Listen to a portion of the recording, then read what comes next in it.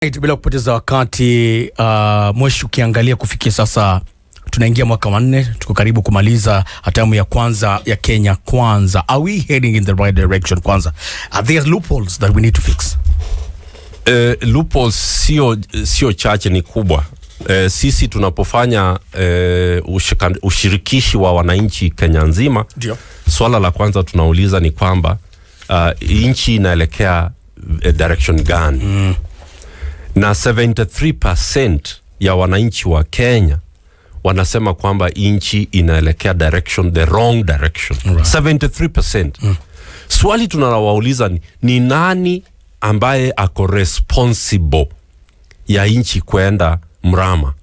Wanasema 64% wanasema ni Rais William Ruto. Right. Ndiye amesababisha nchi kwenda direction mbovu. Kwa hivyo tunapoona kila siku mambo hayaendi vizuri, na ninataka nitumie wakati huu wa kusema kwamba siasa ambazo William Ruto amerudisha Kenya ni zile siasa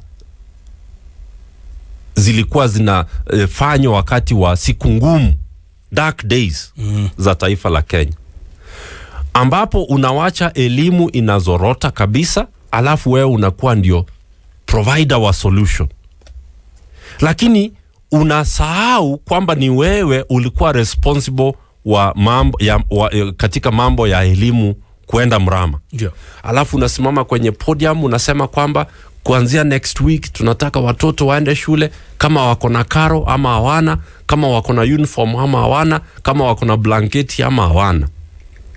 Na ni nani alisababisha watoto wa Kenya kuwa katika hiyo hali mbaya?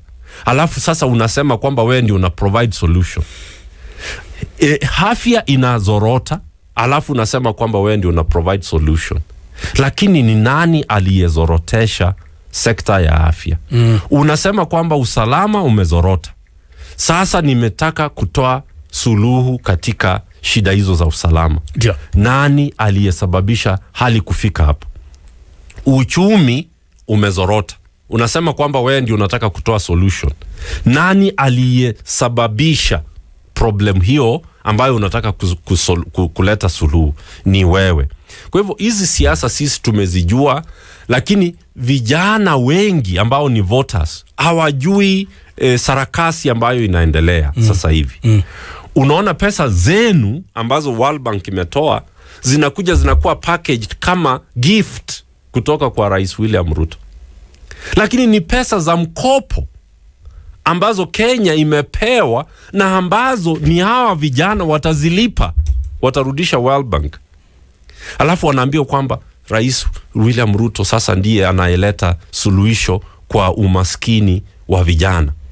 Kwa hivyo mimi ndugu yangu Rio, nataka niseme kwamba tusipofanya civic education kupitia mitandao kama Radio Maisha, Wakenya hawawezi kuelewa ni nini kinachoendelea. Right. Na tunapoendelea katika uchaguzi wa 2027 ambao utakuwa nataka niseme kwamba Rais William Ruto hawezi kuwa mwanafunzi ambaye anajisahihishia mitihani. Ni Wakenya ambao wanasahihisha mtihani. Huyu ni mtahiniwa. Mtahiniwa anawezaje kujisahihishia mtihani yeye mwenyewe? Lakini kwa maoni yake Rais William na sisi tunapomweleza ni kwamba Wakenya hapa nje wanasema kwamba 73% wanasema umeanguka, direction ni mbaya. Kwa hivyo ni 27% ambao wanasema kwamba maisha ni mazuri sana. Na ni wachache. Lakini ukimsikia rais, asilimia kubwa 3/4 ya wananchi wanasema kwamba maisha yamekuwa magumu zaidi. Lakini rais mwenyewe anapopanda katika majukwaa utamwona pale anaongea. Juzi alipokuwa State House pale na kamati yake pamoja na wanachama wa UDM, alikuwa anajipiga kifua. Ndiyo. Anasema kwamba kazi kwa maoni yake amefanya yote, akisema kwamba affordable housing pale imepata kuajiri vijana, mradi wote ya wananchi wale ambao walikuwa na makao wako na manyumba. Vile vile pia kuelekea mwaka 2027 AFCON ile ambayo inapangiwa kuja hivi East Africa, anasema kwamba ametengeneza state of the art uwanja pale. Mwisho wa siku nataka kutuambia bwana Cyprian kwamba haya yote sio maendeleo. Mimi nasema kwamba amefanya 27%. Asilimia 27. 27% kwa maoni yako, huyo ni mwanafunzi amepata grade gani? Hapo labda D minor vile. E. Ai. 27% ni E. Bwana Cyprian ni close to do nothing pale. Muinue umfikishe D ni sawa. Hata D minus, hata D, wacha tufikishe D basi. Kwa sababu kuna vitu ambavyo, na nataka niseme kwamba kuna vitu ambavyo amefanya. Kwa mfano, inflation ndio chini ya uongozi wa Rais William Ruto imekuwa chini. Amestabilize sarufi yetu, currency yetu ya shilingi. Kwa hivyo si eti hakuna vitu ambavyo vimefanyika chini ya uongozi wake ambavyo tunaweza kuvitaja. Ninachosema ni kwamba uwezi kuenda kufetch maji kutoka kwa mto na ndoo yenye imevunjika. Maji hayawezi kufika nyumbani. Kwa hivyo vitu vingi vimeharibika, paka yale mazuri machache Rais William Ruto amefanya hayawezi kufika nyumbani, kwa sababu sisi tunaangalia household, sio vyama. Right. Tunaangalia household. Household za Kenya ni ngapi zinasema kwamba maisha yamekuwa bora chini ya uongozi wa William Ruto? Unagundua kwamba household nyingi katika nchi ya Kenya zinasema kwamba maisha yamekuwa mabaya zaidi, kwa sababu parents wako na watoto ambao wamefuzu kutoka vyuo, lakini hawajapata kazi miaka 5, miaka 6, miaka 8. Kwa sababu gani? Kwa sababu tax policy ya Bwana William Ruto imevunja industries, zimefunga nyingi. Kila mwezi industries ambazo zinafunga katika nchi ya Kenya ni nyingi. Ndio. Na zile zimebakia, wanasema kwamba cost of doing business imeenda juu zaidi. Kwa hivyo sekta ya uchumi imeenda ikikuwa vibaya zaidi. Mapato ni machache. Na mapato yanapokuwa machache, alafu unakuja unasema kwamba umefanya housing project. Institute of Economic Affairs mwaka jana ilituambia kwamba rais anadanganya anaposema kwamba ame-create jobs. Wanasema kwamba kazi zilizokuwepo 2022 katika sekta ya ujenzi na zile ambazo zimepatikana mwaka mzima baada ya housing project kuanzishwa zilikuwa ni 114,000, lakini zikaongezeka mpaka 203. Not 200, 123. Hiyo difference ni 7,000. 7,000 jobs hizi za mjengo, na wengine ni supervisor, na wengine ni maselemara, wengine ni engineers, ambao hizo ni 7,000 jobs. Ndugu yangu, kila mwaka wa Kenya vijana 1.2 million wanatoka katika secondary schools. Wengine wanaingia kwenye colleges, wengine hawaingii, wengine wanaenda university. Kwa hivyo kila mwaka usipopata 1 million jobs, sio 7,000, 1 million jobs, hizo ndio zinaweza kusaidia kuboresha uchumi wa nchi. Lakini kwa sababu uchumi umeenda ukidorora na ukizorota zaidi, tunaona kwamba household nyingi katika nchi ya Kenya zinataka WhatsApp groups ndio tuweze kufanya mchango wa mazishi, michango ya kulipa karo shuleni. Tunajua kwamba wewe mwenyewe ndugu yangu Rio, unajua kwamba mambo ya medical bills katika nchi ya Kenya yameenda yakiumiza zaidi. Kwa hivyo hata kutafuta kazi, nimefanya WhatsApps karibu 4 last month hapa Nairobi. Nairobi ndio constituency yangu. Ninajua hali ilivyo. Watu hawawezi kulipa hata stima. Wanasema ninunue tokens. Hata ukinitumia 300 tu ninunue tokens. Nifikishie siku fulani ndio niweze kupata pesa. Kwa hivyo mimi ninajua hali ilivyo hapa Nairobi, na ninajua hali ilivyo Kenya. Kwa hivyo ninachosema ni kwamba kuna mambo fulani ambayo rais amefanya vyema, na ndio hiyo 27%, lakini ukienda kufetch maji na ndoo imevunjika, uwezi kufikisha maji nyumbani.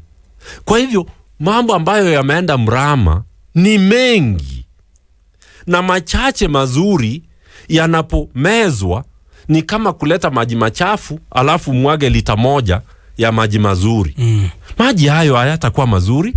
Kwa hivyo Rais Ruto anatakana ajue kwamba lazima ufanye mengi vizuri ndio machache mabaya yaweze kumezwa na mengi mazuri. Lakini ukifanya machache mazuri na mengi ni mabaya, yale mazuri yanamezwa na ubaya ule unaoendelea. Kwa hivyo kuacha rais asikize chenye anaambiwa na Wakenya, asiendelee kugaslight. Kuna kitu ambacho ameendelea kufanya katika nchi yetu, kugaslight ni kukuambia kwamba ufukara wako na umaskini wako sio ukweli. You are just being negative. Furahia kwamba uko hai, be positive. Hata ingawaje tax policy yangu ndio imefanya ukue maskini, furahia tu, don't be negative. Hiyo inaitwa gaslighting. Mtu anataka usione reality yako ilivyo.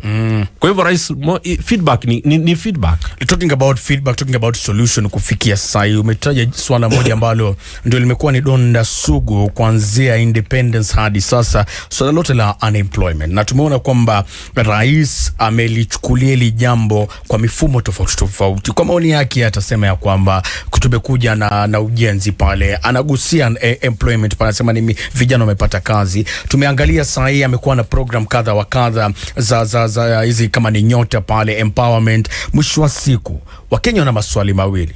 La kwanza, hii pesa ambayo inapeanwa kwa wananchi inatoka wapi? Imebajetiwa? Cha pili ambao Wakenya wanauliza, is this a long term solution ambayo itapata kusaidia? Na cha tatu ambacho Wakenya wanauliza tena zaidi, rais anaona kwamba hii ndio njia mwafaka kwa maoni yake ya kumalizana na swala lote la unemployment hususan kwa vijana? Nashukuru, maswali yako ni mazuri sana ndugu Rio, kwa sababu unemployment haijakuwepo tangu independence. Anayesema hivyo ni mwenye hakuwepo inchi mwanzoni. Nataka niseme kwamba up to 1995 mwaka 95 ndio kila kijana wa Kenya ambaye alikuwa anatoka university, including William Ruto mwenyewe, alikuwa anapata kazi immediately. ndio Siku hizi 98% of all graduates graduate to unemployment. Lakini wakati wao, Fred Matiang'i akikuwa university, William Ruto akikuwa university, awa mawaziri wakikuwa university miaka yao, kila mtu alikuwa na graduate akipata job. Kama wewe umefanya sekta ya engineering, unapata kazi katika engineering. Daktari, kila nurses wote walikuwa wanapata kazi. Teachers wote walikuwa wanapata kazi. Kwa hivyo sio ukweli kwamba hili ni jambo limekuwepo tangu independence. Wacha nijibu swali lako la pili. Hizi programs, mikakati ambayo Rais William Ruto na serikali yake inajaribu kufanya, empowerment na nyota na nini, ndio long term solution? Jibu ni kwamba sio long term solution. Sio hata solution. Sio solution kabisa. Sio solution. Lazima ufanye mambo matano ndio uweze. Afrika saa hii tunapambana na jambo linaitwa youth bulge. Ndio. Na youth bulge ndio uweze manage vizuri, inatakikana uende inchi za Asia uone vile walifanya mambo yao ya youth bulge. Inataka mambo matano. Kwanza, lazima upunguze tax na interest rates zipunguzwe kabisa. Kwa nini? Ndio uweze kuattract investors wa Kenya na wa nje. Industrialization ndio iwezekane. Kwa hivyo jambo la kwanza ni interest rates na tax rates. Jambo la pili ni industrialization policy na strategy. Rais Ruto hana industrialization policy, Hana. Anasema kwamba industrialization ni kupitia housing. Ndio. Mimi nimefanya mambo ya policy, ndio nimesomea. Ninaposema kwamba nataka kuwa gavana wa Nairobi ni kwa sababu ninaelewa policy inavyotengenezwa. Policy ana ya industrialization. Kama Rais Ruto anataka achaguliwe tena na atafute suluhisho kwa shida ya unemployment, a publish industrialization policy in all the 47 counties, industrialization policy. Na industrialization policy inaanzia na interest rates, inaenda na mambo ya tax rates. Usiporeduce tax na ureduce interest rates, uwezi kufanya industrialization.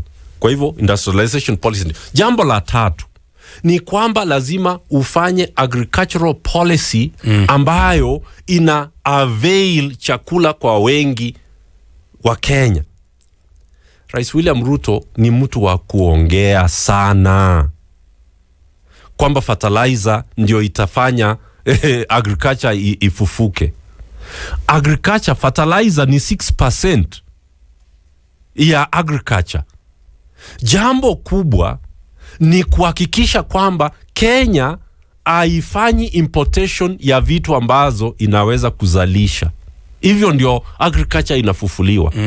Lakini chini ya William Ruto umeona kwamba sugar yote inakuwa imported. Inapofika hapa inaenda inakuwa packaged kama sukari ya Kenya. Unaua kilimo cha sukari. Wana import michele, wana import mahindi. Kenya ina import paka mayai na watermelon, vitu ambazo tunaweza kuzalisha bila ya mvua, bila ya kuhitaji vitu vingi. Kwa hivyo hakuna agricultural policy katika nchi ya Kenya apart from kuleta mbolea, kuimport fertilizer. Na hiyo ni 6%. Kwa hivyo mimi naweza kuendelea. Jambo la 4 ni kwamba lazima ukuwe na trade policy ambayo inahakikisha kwamba Kenya inafanya biashara kwanza katika Afrika vizuri, ndio tuweze kwenda katika Asia na tuende Europe na nchi zingine. Kwa hivyo kama misingi, pillars, mihimili tunavyosema katika Kiswahili, kama mihimili, pillars za industrialization na economy zimevunjika, ukipata percentage moja ya inflation na stabilizing the shilling, hiyo ni mihimili moja katika 5. Unaelewa? Hiyo nyumba ishaanguka bwana. Ukibakia na pila moja na pila zingine 4 zimevunjika, mihimili lazima isimame yote 5 ndio uweze kusema kwamba uchumi wa nchi na industrialization na kuzalisha na kutafuta kazi, nafasi za kazi zimeongezeka. Rais Ruto policy yake ni ya kusafirisha vijana waende kukua vijakazi katika nchi zingine, waende kuscrub floors na kuosha wazee, lakini wasibakie nchi yao wazalishe. Kwa hivyo kila nchi ina develop ikisimamia policy yake ya uchumi ambayo inaangalia ndani na kujenga mihimili 5. Mihimili ya Rais William Ruto yote 5 imefifia. Ni mmoja tu, huu muhimili wa inflation na stabilizing the shilling. Kidogo imeshikilia. Lakini mihimili yote mingine 4 imeanguka kabisa. Na kwa hivyo lazima tumueleze ukweli kwamba yeye ni mwanafunzi, awezi kujiwekea marks. Sisi ndio tuna experience kama kiongozi wa nchi na tunamwambia kwamba feedback, hii ni feedback leo. Ndio. Ni kwamba out of 5 ni moja tu ambayo imeshikilia. Na hiyo ni 20%. Uwezi kupita mtihani na 20%, ndugu yangu. Ndio. Lazima ufikishe 80% ndio tuweze kukupatia A. Lakini uweze kuperform vibaya alafu uanze kugaslight wa Kenya kwamba ni sisi tuko negative. Hapana, sisi hatuko negative. Sisi tunafanya policy review na tunapofanya policy review tunakuambia kwamba policy zako zimeanguka, ni mbaya. Na kwa hivyo hauwezi kutuambia kwamba mambo yanaenda vizuri kama 73% of us tunajua kwamba mambo hayaendi vizuri. Labda kuna jambo ambalo nilikuwa nataka tuligusie, hususan katika hii safari yote ya kuelekea Singapore na hali ya taifa ilivyo kufikia sasa. Umegusia masuala yote ya uchumi, umegusia masuala yote ya kuimarika kwa mwananchi, lakini vile vile haya ni masuala ambayo ukiangalia wanayoongea ndani ya serikali hawayagusii sana, na wakiyagusia wanayagusia na angle nyingine tofauti. Kufikia sasa Wakenya wanauliza swali moja. Tulipoanza hii safari tulianza na bottom up, ya kwamba tunatoka chini kwenda juu. Ghafla tumefika wakati ambapo tunaelekea Singapore. Wengine wanasema ndio njia hiyo ya kuelekea Kanani. Lakini Mkenya wa kawaida anauliza, taifa la Kenya tulipo sai, Oxfam walikuwa wanafanya inequality survey, uliona ile, na wakasema ya kwamba katika taifa la Kenya the 1% peke yake ndio matajiri wakubwa sana. Approximately 44.8 million Kenyans tuko katika, tuna tena ile middle class, tuko katika hali ya uchochole. Tukikuwa na statistics kama hizo ya kwamba only 125 millionaires billionaires in this country, and only that makes only 1%, and the 98% makes the rest of us. How are we managing to go to Singapore? That's a very important question. I mean, that is the conversation that Kenyans are trying to dissect, to do it. Because kuna mwingine alikuwa anasema ama tunaenda kama wafanyikazi. Vichakazi. Sio wafanyakazi. Labda tupate kuelewa hii ni safari ambayo ipo. Tunaenda pengine kukua vijakazi. Unaelewa? Unajua kuna tofauti ya mfanyakazi na kichakazi. Kichakazi, sijui kama unaelewa kama kuna tofauti hapo. Naelewa, mfanyikazi yako na hadhi fulani, kichakazi na kichakazi hana hadhi fulani, yani kugandamizwa. Hakuna dignity katika ile hali. So is it a logic thing ya kwamba bottom up? Mimi nataka niseme hivi. Rais William Ruto anajua kwamba Wakenya ni watu wa kudanganya rahisi sana. Anadanganya Wakenya na wanakubali kwa urahisi. Kwa hivyo ametafuta, there is no country in the world which wants to be like another country. Trump anapotafuta urais asemi kwamba anataka kufanya America ikuwe kama Europe. Ndio. Anasema kwamba anataka kufanya America ikuwe great. Make America great again. Huyu ndio rais wa kwanza ulimwenguni. Huyu Rais William Ruto ndiye wa kwanza. Mimi nimesoma masomo ya political science. Kwa hivyo nimefanya comparative politics. Nataka nikueleze kwamba ndiye wa kwanza ulimwenguni ambaye amesikika kwamba anataka afanye nchi yake ikue kama nchi nyingine ambayo ni ndogo sana, ambayo ni mji. Singapore, ninaenda Singapore every year. I take corporate companies to Singapore every single year for them to see the policies that transformed Singapore. Kwa hivyo najua Singapore vizuri hata kuliko Rais William Ruto. Mimi najua Singapore vizuri. Companies hapa nchini Kenya nyingi na wapeleka huko waende kuona vile institutions zinafanya kazi Singapore. Right. Lakini sitaki Kenya iwe kama Singapore. Nataka nimsaidie William Ruto, rais wangu wa Kenya.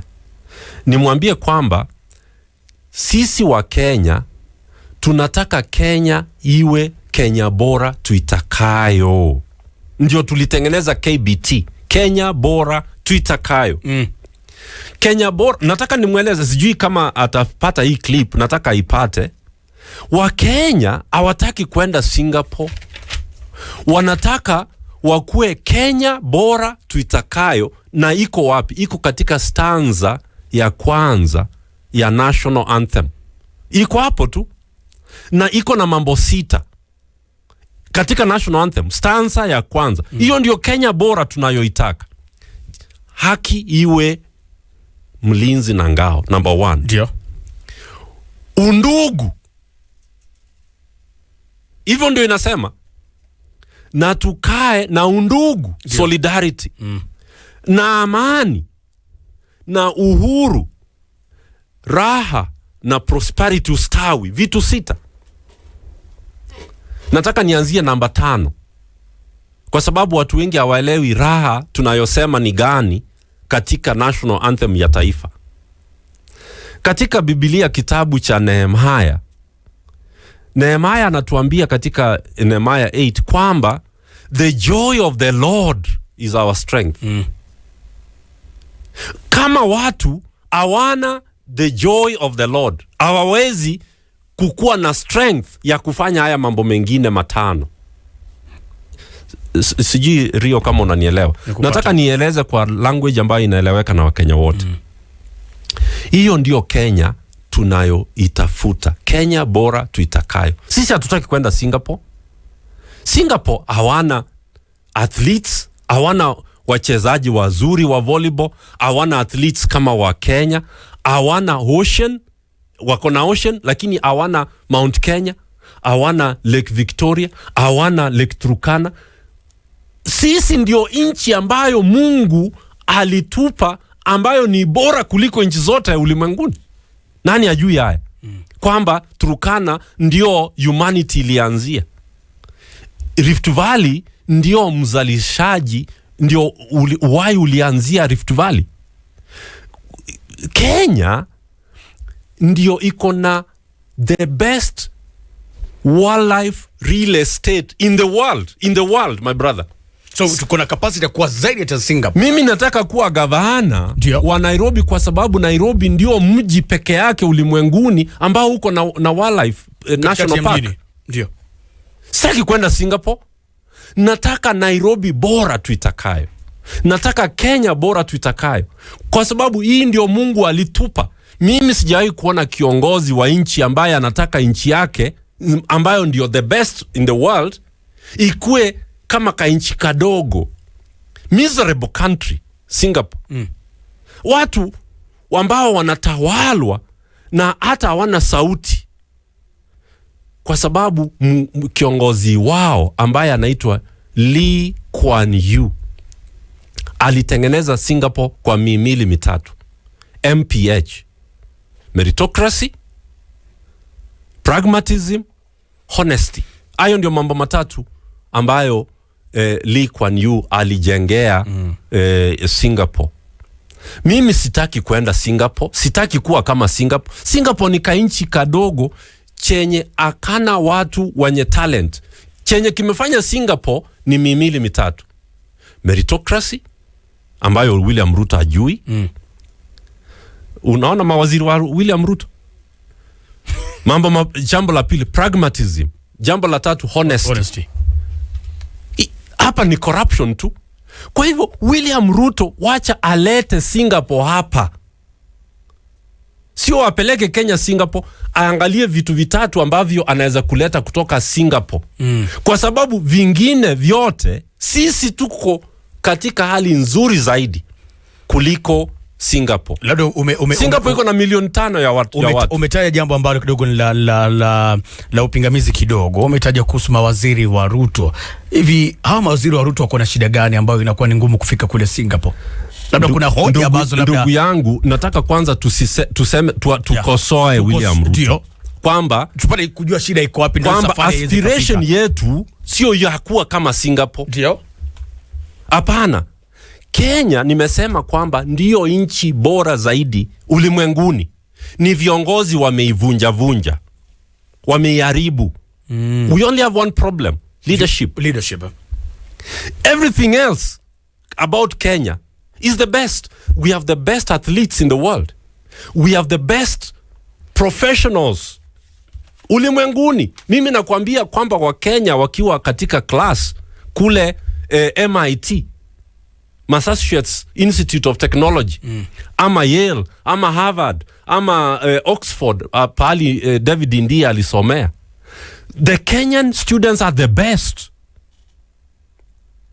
Hakuna anayetushinda ulimwenguni. Sisi ni watu ambao hata tumezalia America President Barack Obama. Sisi sio watu wa kutaka kukua kama fananisho na taifa lingine. Na taifa lingine. Huu ni kutuangusha, ni kutuaibisha. Labda Mheshimiwa Cyprian, kufikia sasa tunaangalia ni uongozi tu. Na tunaangalia katika masuala yote ya uongozi na kadhalika, kumekuwa na mtindo ambao serikali imekuwa ikuja nao, mabadiliko ya ghafla. Tunasikia mara CBC, CBE, NHIF, TUSHA. Kufikia sasa tumeona kwamba kumekuwa na mabadiliko katika NSSF, ambapo serikali iko na mpango wa kuhakikisha kwamba by the time wamefika mwaka 2027 kuko na angalau akiba ya trilioni 1. Lakini Wakenya wako na maswala ambayo kidogo yanawakera, moja hapo akisema ya kwamba hofu yao ni kuangalia ile mismanagement ambayo imefanywa so far katika mfumo wetu wa CBE. Pale kuna mkorogo, kuna mchanganyo pale kutoka 844 kuingia CBE. Vile vile katika masuala yote ya NHIF kuingia SHA, tumeona kwamba juzi sakata bilioni 11 pale imepata kupotea. Kufikia sai NSSF iko katika safari ya kuhakikisha kwamba imeongeza akiba yake hadi trilioni 1. Hofu ya Wakenya ya kwanza kuelekea mwaka 2027, wanasema kwamba hofu yao ni kwamba hii pesa inaweza kuwa inatumika kwa miradi ya siasa. Do we really need more in NSSF? Do we really need kukatwa? Maanake Mkenya sana anasema sawa anachangia, lakini hali ya uchumi hairuhusu payslip yangu kukatwa zaidi ya ile ambayo inayokatwa. Mimi nataka niseme hivi kwamba maoni unayotoa ni yale Wakenya wengi wanayatoa, kwamba tumeona kwamba tumeongeza mkato wa SHA, ndio, lakini huduma imekuwa worse. Ndio hofu ya Wakenya ambao wanauliza sasa. Kwa hivyo ndio nakwambia kwamba William Ruto ajui aspirations za Wakenya. Aspirations za Wakenya ziko katika stanza ya kwanza ya National Anthem. Yeye afuatili hata aspiration moja katika aspirations za Wakenya ambazo ziko katika National Anthem stanza ya kwanza. Ndio unaona kwamba ataki public participation. Umeona katika gazeti jana kwamba William Ruto anataka kurebrand KRA. And it's going to cost the country 1.7 billion. Rebranding from KRA to KRS. Yeah. Priorities katika utawala wa Rais William Ruto, I think that is the best way to summarize it. Huyu rais wetu ana ajui priorities za Wakenya ni gani. Ajui. Amepunguza sasa ushuru kwa wale ambao wanapokea mshahara 30,000, 50,000 pale. Hiyo ni joke. Hiyo ni joke ndugu yangu, kwa sababu unaonyesha ni joke vipi na ni mshahara ya Wakenya ambao wamekuwa kifinywa. Nimekueleza sasa hivi kwamba mihimili ya uchumi ni tax policy kwanza. So hii ambayo ukiongeza tax policy kwamba shirika kama hili lenu lilipe ushuru kubwa, kitu cha kwanza kampuni itafanya ni retrench. Sasa ukifanya retrenchment iongezeke, alafu upunguze ushuru kwa wale ambao wanapokea 30,000, au ni akina nani? Ni watu wachache, ni watu wa chini sana wanapofanya vibarua kazi ndogo. Haina impact kwa hivyo. Yaani ni pesa kidogo, ni 700 shillings. Lakini umeongeza SHA, umeongeza NSSF, umeongeza tax zingine, cost of living imeenda juu, mafuta umeongeza, fares zimeongezeka, alafu unaleta ka relief katika mshahara ya watu wa 30,000 na chini. Nataka nikuambie hiyo kwamba ni sarakasi ambayo haiwezi kufaa. Lazima tuwe watu ambao tunaongoza inchi kwa mihimili ya ukweli. Na hicho ndio kitu peke yake nataka William Ruto asome kutoka kwa Singapore. MPH, hiyo tu ndio alete hapa. Mengine sisi tuko vyema zaidi kuliko Singapore mara 100. Vitu vitatu tu katika uongozi ndivyo vinakosekana katika nchi ya Kenya: meritocracy, pragmatism na honesty. Yeah. MPH, hiyo tu ndio kipengee kinahitajika. Ndio. Lakini William Ruto hataki. Kwa hivyo safari ya Singapore itakuwa ni ngumu bila MPH. MPH ndio tunaomba William Ruto asome, asitupeleke, asome, alete Singapore, alete hapa. Alright. Kwa sababu hiyo ndio code. Alright. Na nataka Rio nikwambie kwamba hiyo ndio njia ya kurun hata county governments. Ninaposema kwamba nataka niwe gavana wa Nairobi, nataka niseme kwamba nitaongoza kwa mihimili ya MPH. Kwa sababu bila MPH uwezi kutatua shida za wananchi na kuwapatia huduma inayofaa. Huyu ndugu yangu Sakaja, labda tuingie katika siasa, maana nilikuwa nataka tuingie katika siasa za Nairobi na ugavana kwa hizo dakika ambazo zimesalia, dakika 7 pale. Swali la kwanza, chama ambacho tunaingia nacho pale, cha pili kwa katika huo mwelekeo, why Nairobi? Very good. Na wacha nianzie why Nairobi. Kwa sababu Nairobi is the only city in the world, in the southern hemisphere, which hosts the UN headquarters. UN headquarters iko New York, Geneva na Nairobi. Yeah. Nairobi ndio peke yake katika southern hemisphere. Nairobi is the host to more than 8,000 headquarters of international organizations and corporate companies. Nairobi ndio entry point ya Africa. Na Nairobi ni muhimu sana katika kuliberate Kenya nzima. Tukiliberate Nairobi tutaliberate Kenya, na tukiliberate Kenya tutaliberate Africa. Right. Kwa hivyo Nairobi ni very strategic. Na Nairobi inahitaji watu ambao wanaelewa mambo ya policy na governance na management. Wengi ambao naona wanasema kwamba wanataka kuwa magavana, hata wale ambao walikuwepo na wakaharibu, naona wamesema kwamba wanataka kurudi. Ni kwamba wao wanataka kukuja kutafuta pesa. Kwa hivyo hizi cartels ambazo tuko na cartel 8 katika Nairobi ambazo zimeharibu Nairobi kabisa. Na hizo cartel zote 8 zinakuwa hosted State House. Kina nani, ni cartels gani hizi mheshimiwa jamani? Hizo cartels ni cartels za land and housing and planning. Ndio. Garbage collection. Garbage. Revenue collection. Tuna licensing. Tuna mambo ya transport. Right. And whatever. Markets and trading. Ndio. Kwa hivyo hizo cartel zote 8 tumezistudy kwa sababu tulifanya forensic research ya document. Tunataka kuelewa tunapoingia ofisini ni nini tutakuja kukumbana nacho. Na tumegundua kwamba hizi cartel zote 8 ziko resident, zinakuwa hosted State House.